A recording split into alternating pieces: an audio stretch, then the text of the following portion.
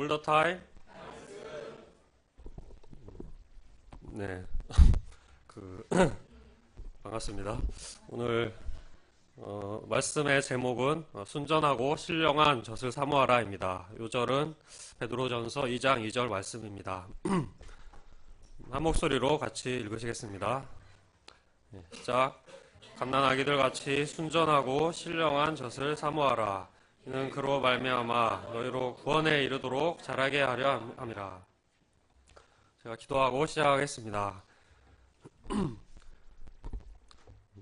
하나님 아버지 감사합니다. 시간 주일 예배 말씀을 통해 저희에게 만나주시고 또 저희 심령에 주님이 주시는 하나님의 음성을 들려주시기를 간절히 기도합니다. 정말 말씀을 전할 아무 자격이 없는 자가 앞에 섰습니다. 그러나 주님의 은혜로 앞에 섰으니 주님께서 말씀하여 주시고 또 저희 심령에 이 말씀을 새겨주시기를 간절히 기도합니다. 감사드리며 예수님 이름으로 기도합니다. 아멘. 지난 1강에서 우리 믿는 자들의 산 소망을 공부했습니다. 우리는 놀라운 구원의 은혜를 받은 자로서 영원한 하나님 나라의 산 소망을 두고 사는 존재들입니다. 오늘 말씀은 이 소망을 가진 자들이 세상 가운데 어떻게 살아야 하는지 가르쳐 줍니다. 그것은 하나님 앞에서 거룩하게 살며 형제를 사랑하는 것입니다. 그러기 위해서 갓난 아기들 같이 순전하고 신령한 젖인 하나님의 말씀을 사모해야 합니다. 오늘 말씀을 통하여 거룩하고 순결한 삶의 자세와 말씀에 대한 간절한 소원을 덧입기를 기도합니다. 파트 1 모든 행실에 거룩한 자가 되라. 13절 말씀을 다 같이 읽어보시겠습니다. 시작. 그러므로 너희 마음에 허리를 동이고 근신하여 주 그리스도께서 나타나실 때에 너희에게 가져다 주실 은혜를 온전히 바랄지어다. 하나님 나라의 산 소망을 가진 성도는 어떻게 살아야 합니까? 베드로는 먼저 너희 마음에 허리를 동이고 근신하라고 말합니다. 허리를 동이라는 것은 허리띠를 꽉 졸라매라는 것입니다. 또 근신하라는 것은 정신을 차리고 자기를 절제하라는 말입니다. 이는 마치 전쟁에 나가는 군인이나 경기에 나가는 운동선수를 떠올리게 합니다. 출애굽기에 보면 이스라엘 백성들이 유월절 저녁을 이런 자세로 먹었습니다. 그들은 허리에 띠를 띠고 발에 신을 신고 손에 지팡이를 잡고 급히 먹었습니다. 밥을 먹는 중에도 언제든지 신호가 떨어지면 즉시 떠날 준비를 갖춘 것입니다. 베드로전서 5장 8절은 근신하라 깨어라 너희 대적 마귀가 우는 사자같이 두루 다니며 삼킬 자를 찾는다고 말합니다. 영적인 긴장을 풀고 무절제한 삶을 살 때 사단의 밥이 됩니다. 오늘날 이 시대는 우리의 영혼을 유혹하고 시험에 들게 하는 것들이 너무나 많습니다. 자기도 모르게 마음을 빼앗기고 성공, 돈, 좋은 차, 넓은 집, 쾌락 등 세상 소망을 바라며 살기 쉽습니다. 우리는 영적 전투를 치르는 군인으로서 항상 정신을 차리고 깨어 있어야 합니다. 마음의 허리를 동이고 영적으로 긴장하며 절제하는 삶을 살아야 합니다. 이는 우리의 소망이 근본적으로 세상과 다르기 때문입니다. 13절 하반절은 우리의 소망이 어디에 있어야 하는가 말해줍니다. 그것은 예수 그리스도께서 나타나실 때에 가져다 주실 은혜를 온전히 바라는 것입니다. 이는 마지막 날 성취될 온전한 구원을 말합니다. 우리는 현재도 구원의 기쁨을 맛보며 살고 있지만 완전하지 않습니다. 육신을 입고 있기 때문에 끊임없이 죄에 넘어지며 인생의 고난과 한계에 부딪혀 힘겨워합니다. 하지만 주님께서 다시 오실 때 육신의 몸도 영화롭게 되어 부활함으로 구원이 완성될 것입니다. 우리는 주님께서 가져오실 이 은혜를 온전히 바라야 합니다. 온전히 바란다는 것은 다른 것에 마음을 빼앗기지 않고 100% 마음을 고정하는 것입니다. 망망대해에서 난파당한 배의 작은 조각에 매달려 애타게 구조를 기다리는 사람을 상상해 보십시오. 그에게 세상 성공, 넓은 집, 멋진 차를 준다고 해도 필요 없다고 할 것입니다. 구원받지 못한다면 그런 것들이 아무 소용이 없기 때문입니다. 그의 소망은 오직 하루빨리 구원받는 것에만 온통 쏠려 있을 것입니다. 이처럼 우리가 장차 예수 그리스도께서 가져오실 은혜만을 온전히 바라는 자가 될 수 있기를 기도합니다. 14절, 15절 말씀을 다 같이 읽어보시겠습니다. 시작. 너희가 순종하는 자식처럼 전에 알지 못할 때에 따르던 너희 사욕을 본받지 말고 오직 너희를 부르신 거룩한 이처럼 너희도 모든 행실에 거룩한 자가 되라.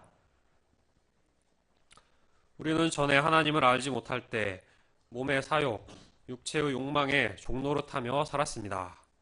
안목의 정욕, 육신의 정욕, 이생의 자랑을 쫓아 살다가 영원히 멸망할 수밖에 없었습니다. 하나님께서는 이처럼 무지 가운데 방탕하게 살던 죄인들을 세상으로부터 불러내어 구원해 주셨습니다. 이는 엄청난 은혜요 특권입니다. 짐승처럼 살다가 멸망할 존재에서 하나님의 택하심을 받은 자녀로 변화되었습니다. 이제는 하나님의 순종하는 자녀가 되었으므로 예전처럼 살아서는 안 됩니다. 우리를 부르신 하나님은 우리도 거룩한 자가 되기를 원하십니다. 16절을 보십시오. 하나님은 말씀하십니다. 내가 거룩하니 너희도 거룩할지어다. 거룩이란 무엇입니까? 원어로는 구별된다는 뜻이지만 본래 인간의 말로 정확하게 설명할 수 없는 것입니다. 오직 하나님 한 분만이 홀로 거룩하시며 이것은 세상에 없는 하나님께만 있는 속성이기 때문입니다. 어떤 사모님이 양에게 거룩에 대해서 말했더니 완전 생소하고 마치 판타지에 나오는 말 같다고 했다고 합니다. 그렇습니다. 이 세상에는 거룩함이 없습니다. 죄로 인해 타락한 세상은 부정하고 무질서하고 불완전합니다. 그에 반해 거룩이란 초월성, 우월함, 정결함, 완전함을 포함하는 개념입니다. 거룩하신 하나님은 세상과 넘을 수 없는 간격을 두고 저 너머에 계십니다. 레위기에 보면 죄악된 인간이 거룩하신 하나님 앞에 나갈 때 제한과 제약이 많았습니다. 정해진 때에 몸을 정결히 하고 반드시 짐승의 피를 뿌려 죄를 속한 후에만 나갈 수 있었습니다. 그렇지 않고 함부로 나가면 죽었습니다. 하나님은 의로우시고 순결하시고 영화로우신 분으로서 죄를 전혀 용납하실 수 없기 때문입니다. 거룩하신 하나님은 최후의 날에 이 죄악되고 불경건한 세상을 반드시 심판하실 것입니다. 17절을 보십시오. 하나님께서는 세상을 심판하실 때 우리의 외모를 보시지 않고 각 사람의 행위대로 판단하십니다. 그때 하나님은 우리가 무슨 지위나 소유를 얻었고 어떤 업적을 이루었는지 외모를 보지 않으십니다. 각 사람의 행위 곧 그 마음의 중심으로부터 무엇을 추구했으며 그 결과 어떻게 살았는지 인생 전체를 판단하십니다. 그러므로 하나님의 자녀라는 특권에 기대어 적당히 살아서는 안 됩니다. 야고보 사도는 믿음이 있다고 말하면서 행함이 없으면 그 믿음이 능히 자기를 구원하겠느냐 물었습니다. 물론 우리는 예수님을 믿음으로 구원받는 것에 대한 분명한 확신을 가져야 하지만 그와 동시에 겸손해야 합니다. 심판의 주요, 거룩하신 하나님을 마땅히 두려워해야 합니다. 이 땅에서 나그네로 사는 동안 늘 하나님을 의식하며 모든 행실에 거룩한 자가 되고자 힘써야 합니다. 모든 행실에 거룩한 삶이란 구체적으로 어떤 모습일까요?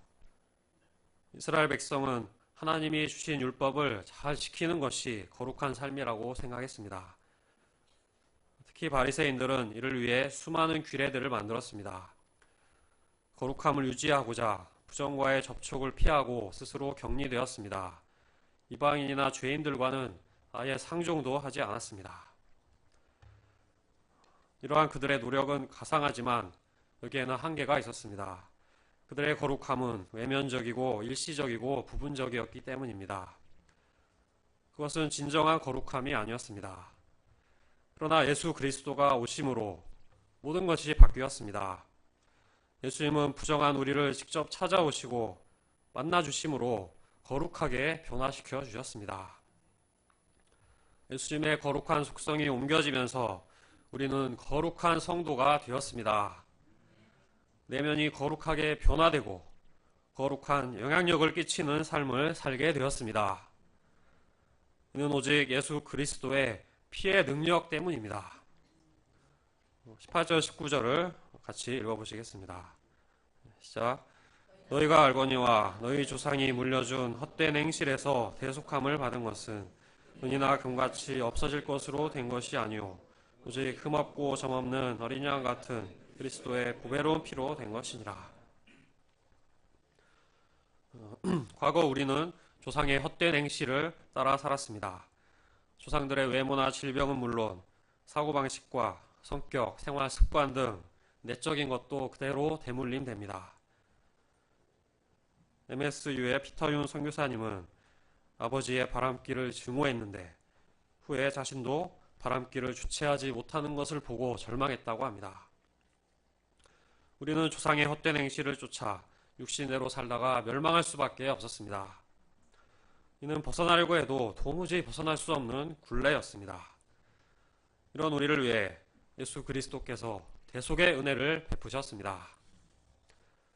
대속이란 몸값을 주고 노예 상태에 있는 사람을 자유롭게 풀어준다는 것입니다. 죄의 노예였던 우리를 대신하여 예수님이 몸값을 치르셨습니다. 은이나 금이 아니라 오직 흠없고 점없는 어린 양 같은 그리스도의 보배로운 피로 대속하셨습니다. 은이나 금도 귀하지만 그리스도의 피값은 그런 것에 비교할 수 없습니다. 시편 49편 7절 8절은 말합니다. 아무도 자기의 형제를 구원하지 못하며 그를 위한 속전을 하나님께 바치지도 못할 것은 그들의 생명을 속량하는 값이 너무 엄청나서 영원히 마련하지 못할 것임이니라. 생명을 속량하는 값은 너무나 크고 엄청나서 우리가 감히 헤아릴 수도 없고 상상할 수도 없습니다.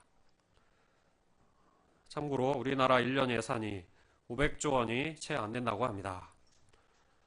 얼마나 큰 금액인지 감이 오십니까? 저는 잘 감이 오지 않습니다. 그러나 이것도 생명의 속전에는 턱없이 부족합니다.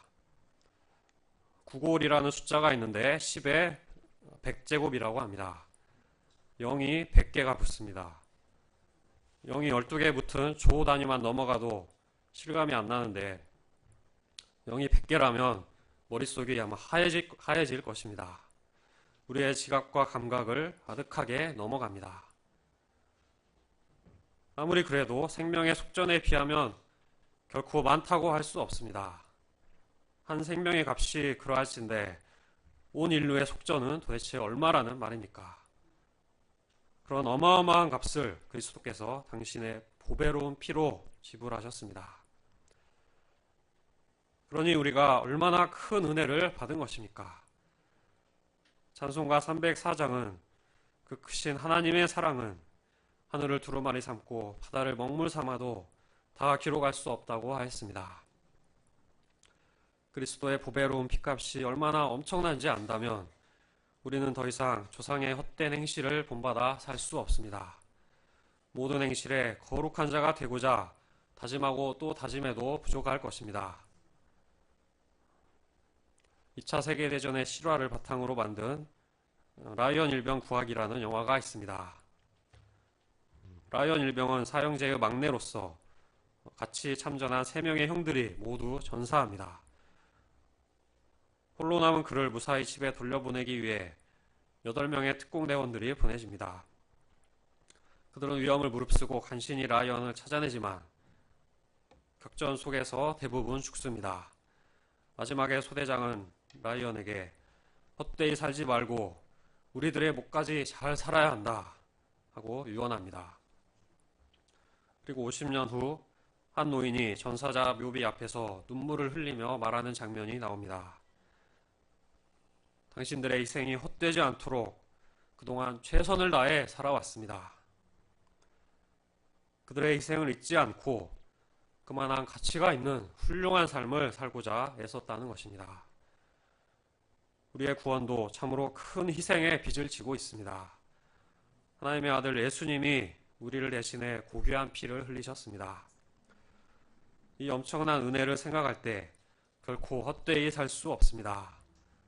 사도 바울은 말합니다. 너희는 너희 자신의 것이 아니라 값으로 산 것이 되었으니 그런즉 너희 몸으로 하나님께 영광을 돌리라. 예수님이 피값을 지불하고 우리를 사셨습니다. 그러므로 그만한 가치가 있는 삶을 살아야 합니다. 거룩한 삶으로서 하나님께 영광을 돌려야 합니다. 그러나 우리의 힘으로는 거룩한 삶을 살 수 없습니다. 오직 예수님의 보혈의 능력을 의지해야만 합니다. 우리가 예수님의 보혈 피를 믿고 의지할 때 그 능력이 우리의 죄를 씻어 정결케 해줍니다. 보혈의 능력이 우리에게 거룩한 삶을 살 수 있는 힘을 줍니다. 우리가 날마다 그리스도의 보혈 피를 의지함으로 하나님께 영광 돌리는 삶 살 수 있기를 기도합니다. 22절을 다 같이 읽어보시겠습니다. 시작. 너희가 진리를 순종함으로 너희 영혼을 깨끗하게 하여 거짓이 없이 형제를 사랑하기에 이르렀으니 마음으로 뜨겁게 서로 사랑하라. 거룩한 삶에 나타나는 한 가지 특징은 거짓 없는 진실한 사랑입니다. 사람들은 사랑을 좋아하고 사랑에 관심이 많습니다. 사랑이란 말은 너무너무 흔해. 이렇게 시작하는 노래도 있었습니다. 여기까지만 하겠습니다. 사랑을 말하는 책이나 영화, 드라마, 노래가 수도 없이 많습니다. 사랑하기에 연애하고 사랑하기에 결혼하고 또 사랑하기에 헤어진다고 말합니다. 그런데 이 세상에 거짓이 없는 진실한 사랑이 있을까요? 사랑이라는 이름으로 아름답게 포장되어 있지만 그 안을 파고 들어가 보면 예외 없이 자기 유익, 자기 만족이 들어 있습니다. 상대방이 어떻든 자기만 기쁘게 하면 된다는 지독한 이기심이 들어 있습니다. 좋아했던 감정이 식어 헤어지자고 하면 스토커로 변해 상대방을 괴롭히기도 합니다. 네가 날 버리고 잘 될 것 같아! 이렇게 막 저주를 퍼붓습니다. 죄송합니다. 가장 순수할 것 같은 부모의 사랑도 변하여 요즘에는 효도 계약서를 작성한다고 합니다. 유산을 미리 줄 테니 자식들에게 이만큼 해달라는 조건을 요구하는 것입니다. 정기적인 방문, 병원비, 용돈 등 조건을 이행하지 않으면 재산을 다시 반환하라고 합니다. 씁쓸하지만 이것이 세상 사랑의 모습입니다. 죄와 이기심으로 병들어 있던 우리도 그런 사랑을 할 수밖에 없었습니다. 그러나 그리스도의 복음으로 구원받은 후에는 참된 사랑을 할 수 있게 되었습니다. 진리의 말씀, 하나님의 말씀에 순종할 때 우리 영혼이 깨끗하게 되고 거룩해집니다. 그러면 거짓 없이 형제를 사랑하게 됩니다. 깨끗한 샘으로부터 맑은 물이 솟아나오는 것과 같습니다. 참된 사랑은 관념이나 말이 아니라 구체적인 행동입니다. 적극적으로 수고와 아픔과 희생을 감수하는 것입니다. 주님도 우리를 사랑한다고 말로만 하지 않으시고 십자가를 통해 우리를 향한 뜨거운 사랑을 보여주셨습니다. 그 사랑 때문에 우리가 변화되고 캠퍼스 목자로 살게 되었습니다. 저는 본래 사랑이 무엇인지 잘 몰랐습니다. 가장 가까운 가족들에게도 사랑을 잘 표현하지 못했습니다. 사모님이 맛있는 감자탕을 해줘도 꿀먹은 벙어리처럼 아무 말 없이 먹기만 했습니다. 옆에서 아이들이 맛있다는 말을 좀 하라고 얘기할 정도였습니다. 사실 제가 표현이 부족한 것은 상대방에 대한 관심이 부족하기 때문입니다. 자기 속에 갇혀서 다른 사람을 돌아보지 못하였습니다. 사랑은 거창한 것이 아니라 작은 관심의 표현에서 시작됩니다. 제가 주님의 큰 사랑을 받은 자로서 가정에서, 센터에서 적극적으로 사랑을 표현할 수 있기를 기도합니다. 사랑을 뜨겁게 표현할 때 나도 살고 상대방도 살고 주님 안에서 뜨겁게 하나 될 수 있습니다. 우리가 날이 갈수록 주님을 더욱 사랑하고 형제를 뜨겁게 사랑함으로 세상에 영향력을 끼치는 거룩한 무리가 될 수 있기를 간절히 기도합니다. 파트 2, 순전하고 신령한 젖을 사모하라. 23절에서 25절을 다 같이 읽어보시겠습니다. 시작.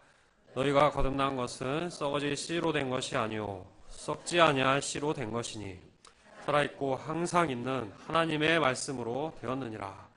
그러므로 모든 육체는 풀과 같고 모든 영광은 풀의 꽃과 같으니 풀은 마르고 꽃은 떨어지되 세세토록 있도다 하였으니 너희에게 전한 복음이 곧 이 말씀이니라.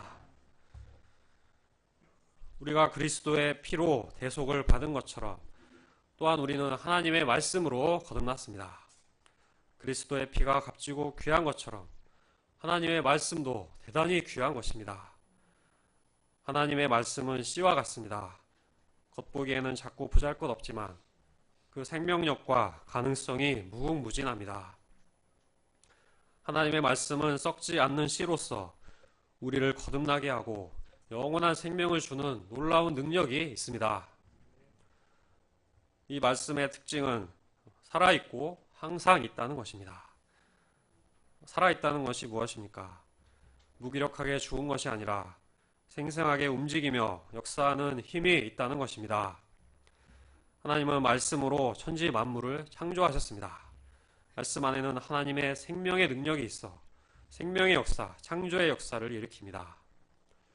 메마른 영혼에 생기를 주고 기쁨을 주고 위로를 주고 소망을 줍니다. 하나님의 말씀은 살아있고 활력이 있어 어떤 검보다도 예리하여 혼과 영과 관절과 골수를 찔러 쪼개기까지 하며 마음의 생각과 뜻을 판단합니다. 이 말씀이 죄로 죽었던 우리 영혼을 거듭나게 하고 살아나게 하였습니다. 또 하나님의 말씀은 항상 있습니다. 베드로는 이사야서 말씀을 인용하여 말씀의 영원성을 증거합니다. 모든 육체는 풀과 같고 그 모든 영광은 풀의 꽃과 같으니 풀은 마르고 꽃은 떨어지되 오직 주의 말씀은 세세토록 있도다. 모든 육체와 그 영광은 풀과 같이 꽃과 같이 잠시 있다가 사라지는 것입니다. 육체의 건강이나 아름다움, 인간의 권세와 영광은 곧 시들고 떨어져 버립니다. 역사 속에서 인간의 노력으로 쌓아 올린 수많은 문명과 강대국들 또한 덧없이 사라졌습니다. 오늘날에는 유행과 패션이 끊임없이 바뀌고 새로운 스마트폰이 계속 출시되면서 낡은 것들은 도태됩니다. 그토록 든든하던 대통령의 권력이 하루아침에 이렇게 무너질 줄 누가 알았겠습니까? 세상에는 영원한 것이 하나도 없습니다. 이러한 세상에 소망을 두는 인생은 결국 헛됩니다. 반면에 하나님의 말씀은 영원합니다. 성경은 세상의 어떤 책보다 많은 공격과 박해를 받았지만 모두 견디고 이겨냈습니다. 원본 그대로 보존되어 오늘날 우리에게까지 전해졌습니다. 우리는 이 영원한 하나님의 말씀에 소망을 두어야 합니다. 하나님의 말씀에 소망을 둘 때 어떤 상황에서도 결코 낭망하지 않습니다. 이 세상도 그 정욕도 지나가되 오직 하나님의 뜻을 행하는 자는 영원히 살 것입니다. 세세토록 있는 이 하나님의 말씀이 우리를 새로운 생명으로 거듭나게 하였습니다. 주님 안에서 새로운 피조물로 다시 태어나면 육신의 나이가 아무리 많아도 영적으로는 어린아이입니다. 우리는 그 상태에 만족하여 머물러서는 안 되고 계속해서 성장해야 합니다. 주님 안에서 온전히 거룩해지는 성화에 이르기까지 자라가야 합니다. 이를 위해서 구체적으로 버려야 할 것과 사모해야 할 것이 있습니다. 2장 1, 2절을 같이 읽어보시겠습니다. 시작. 그러므로 모든 악독과 모든 기만과 외식과 시기와 모든 비방하는 말을 버리고 갓난아기들 같이 순전하고 신령한 젖을 사모하라.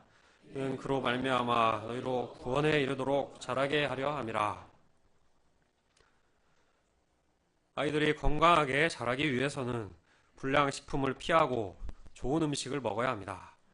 불량식품은 입에 달고 자꾸 손이 가지만 온갖 화학 첨가물과 트랜스지방, 설탕 등 좋지 않은 것들이 잔뜩 들어 있습니다.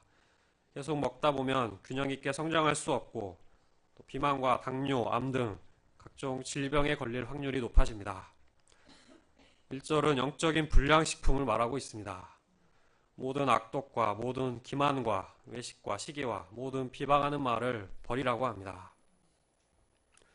악독은 앙심을 품고 남을 해치려는 악한 마음입니다. 기만은 남을 속이는 것입니다. 외식은 겉과 속이 다르게 행하는 것입니다. 시기는 남이 잘 되는 것을 질투하는 마음입니다. 비방은 악의를 품고 남을 헐뜯으며 중상모략하는 것입니다.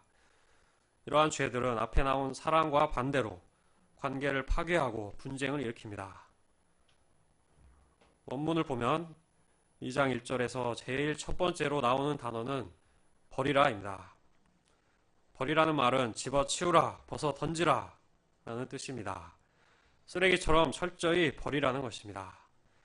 죄악된 생각과 말을 계속하면 그 영혼이 병들게 됩니다. 인격이 거칠어지고 천박해집니다.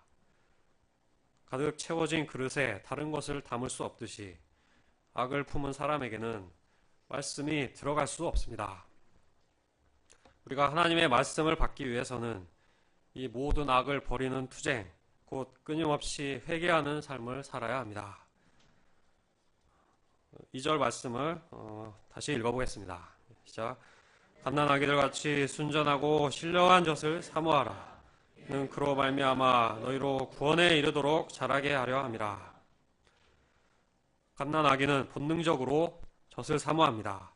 아무리 영양가 있고 맛 좋은 갈비가 있어도 아기는 먹지 못합니다. 갓난아기에게 젖은 유일한 주식이요 최고의 음식입니다. 배고픈데 젖을 안 주면 아기는 죽는 줄 알고 자지러지게 웁니다. 그러다가 젖을 물리면 전심전력하여 빨아먹습니다. 아기가 젖을 빨 때 얼굴로 피가 쏠리고 얼굴 전체의 근육이 사용된다고 합니다. 아기의 흡입력은 엄마의 가슴이 저릴 정도로 느껴지는데 이는 50cm 아래쪽에 있는 물을 빨아 올릴 만큼의 힘이라고 합니다. 그만큼 필사적으로 온 힘을 다해 먹는 것입니다. 갓난아기들은 세상에 그것밖에 없는 것처럼 젖을 사모합니다. 이처럼 우리는 하나님의 말씀을 필사적으로 사모해야 합니다. 시편 기자들은 갓난아기들 같이 하나님의 말씀을 사모한 대표적인 사람들입니다. 그들은 하나님의 말씀을 즐거워하여 주야로 묵상했고 사슴이 시냇물을 찾기에 갈급함 같이 애타게 찾았다고 말합니다. 또한 여호와의 말씀은 순금보다 더 값진 것이며 말씀의 맛이 송이꿀보다 더 달다고 고백했습니다. 감리교회 창시자 존 웨슬리는 한 권의 책으로 만들어진 사람, A Man of One Book이 되겠다고 다짐했습니다. 단 한 권의 책, 성경만 읽겠다는 것입니다. 그는 흔들리는 말 한 장 위에서도 성경을 읽고 또 읽었다고 합니다. 이처럼 마음에 사모하는 것이 있다면 열심히 연구하고 끊임없이 생각하게 됩니다. 사람들이 어떤 드라마에 마음이 꽂히면 출연 배우와 배경 스토리를 검색하며 다음에는 어떻게 될까 온갖 상상의 나래를 펼칩니다. 다음 방송 시간을 오매불만 기다리다가 때가 되면 본방 사수를 위해 모든 일을 중단합니다. 우리가 이렇게 말씀에 마음이 꽂히고 사모하게 되면 얼마나 좋을까요? 말씀을 간절히 사모하며 열심히 찾고 묵상하고 연구할 때 우리는 놀라운 영적 성장을 이루게 될 것입니다. 아기는 젖을 배불리 먹은 후에도 금방 또 먹고 싶어 합니다. 그러면서 하루가 다르게 쑥쑥 자랍니다. 잔병치레 없이 건강하고 통통하게 살이 오릅니다. 엄마의 젖은 아기에게 필요한 영양분이 다 들어있는 완전 식품입니다. 하나님의 말씀도 우리를 살리고 구원에 이르도록 자라게 하는 신령한 영양분으로 가득합니다. 디모데후서 3장 16, 17절은 말합니다. 모든 성경은 하나님의 감동으로 된 것으로 교훈과 책망과 바르게 함과 의로 교육하기에 유익하니 이는 하나님의 사람으로 온전하게 하며 모든 선한 일을 행할 능력을 갖추게 하려 함이라. 성경은 하나님의 사람을 진리로 가르치고 책망하며 올바르게 살도록 훈련시켜 줍니다. 성숙한 하나님의 사람이 되게 하며 모든 선한 일을 행할 능력을 갖추게 합니다. 죄의 병균과 사단이 심는 바이러스를 퇴치하여 영적으로 건강하게 합니다. 우리 영혼을 소성시키고 우둔한 자를 지혜롭게 하며 마음을 기쁘게 하고 눈을 밝게 하여 줍니다. 진리의 말씀은 우리를 거룩하게 합니다. 세상에 하나님의 말씀처럼 순전하고 신령한 것은 없습니다. 거듭난 신자의 영적 성장의 비밀은 오직 하나님의 말씀을 사모하며 꾸준히 먹는 데 있습니다. 하나님의 말씀을 얼마나 사모하는지 그 사모하는 정도에 달려 있습니다. 3절은 말합니다. 너희가 주의 인자하심을 맛보았으면 그리하라. 주님의 인자하심, 그의 사랑과 은혜를 맛본 사람은 신령한 젖을 사모하는 것이 마땅합니다. 우리는 예수님의 십자가 사랑과 은혜를 맛본 사람들입니다. 그 보혈의 희생과 구원의 은혜가 얼마나 값진 것인지 잘 압니다. 그런데 순전하고 신령한 젖을 사모하지 않는 이유가 무엇입니까? 죄악의 불량식품에 중독되어 그것으로 배를 채우기 때문입니다. 인스턴트 식품이 몸에 나쁘다는 것을 알면서도 자극적인 맛 때문에 계속 찾는 것과 같습니다. 하나님의 말씀은 유기농 음식처럼 담백하고 심심하게 느껴집니다. 나물처럼 쓴맛이 나기도 합니다. 그러나 그것이 우리 영혼을 살리고 영적인 건강을 지켜줍니다. 하나님의 말씀을 꾸준히 먹을 때 심오하고 깊은 맛을 느낄 수 있게 됩니다. 우리가 말씀을 뜨겁게 사모함으로 그 순전하고 신령한 맛을 아는 자가 되기를 기도합니다. 갓난 아기들처럼 세상에 먹을 것이 하나님의 말씀밖에 없다는 듯 맹렬히 사모하기를 기도합니다. 저는 오늘 말씀 앞에서 아무 소망이 없는 자신의 모습을 더욱 깊이 발견하게 되었습니다. 나름 교회를 다니며 메시지도 전하고 말씀 공부도 하고 있으니 이 정도면 좀 괜찮은 신자가 아닌가 스스로 생각하였습니다. 그러나 하나님이 원하시는 수준에는 한참 못 미친다는 것을 깨닫게 되었습니다.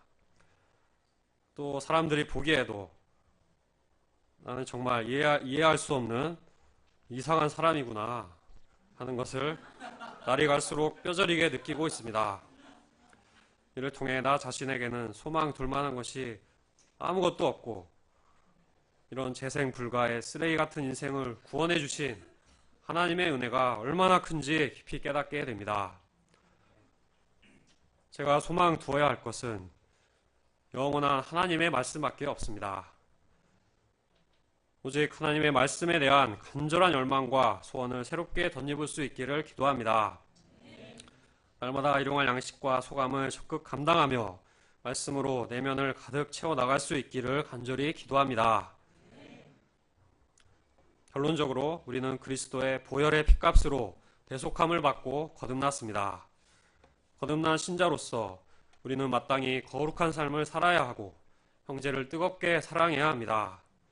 이를 위하여 우리에게 필요한 것은 순전하고 신령한 젖, 곧 하나님의 말씀을 갓난 아기들 같이 사모하는 것입니다.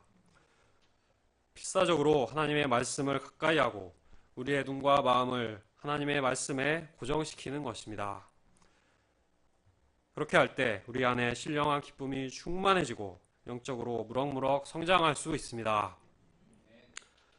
세상 그 무엇보다 하나님의 말씀을 갓난 아기들처럼 사모하여 읽고 또 읽고 묵상하는 저와 여러분이 되기를 간절히 기도합니다. 2장 2절 말씀 읽으시고 기도하고 마치겠습니다. 시작. 갓난 아기들 같이 순전하고 신령한 젖을 사모하라. 이는 그로 말미암아 너희로 구원에 이르도록 자라게 하려 함이라. 기도하겠습니다. 하나님 아버지 감사합니다. 허물지고 자격 없는 우리를 흠없고 점없는 그리스도의 보배로운 피로 대속하여 주신 은혜에 감사를 드립니다. 그 대속의 은혜가 얼마나 크고 귀한지 기억하고 그만한 가치가 있는 삶을 살 수 있기를 기도합니다. 적극적으로 거룩한 삶을 살며 뜨거운 사랑을 할 수 있도록 도와주십시오. 살아있고 항상 있는 하나님의 말씀을 갓난아기처럼 간절히 사모함으로 영적인 진보와 성장을 이룰 수 있기를 기도합니다. 감사드리며 예수님 이름으로 기도합니다. 네.